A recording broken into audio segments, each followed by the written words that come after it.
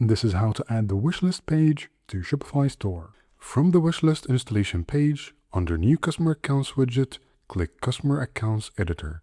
This opens the Checkout and Accounts Editor in a new tab. In the editor, click Apps, find the Froonze Wishlist page in the list, and click Add. Once added, you'll get an option to give customers access to the page, either by creating a new menu or adding it to the existing one. Click Add to Menu. The Account Page menu opens with the Wishlist page label and link already filled in for you. You can change the label now if you want, and then click Add and Save. The Wishlist page is now inside the Account Page, and customers can reach it from the Account menu. Now to add the Wishlist page to your storefront navigation. Back in the installation page, click Navigation Menu Builder. This opens the Menus page in a new tab.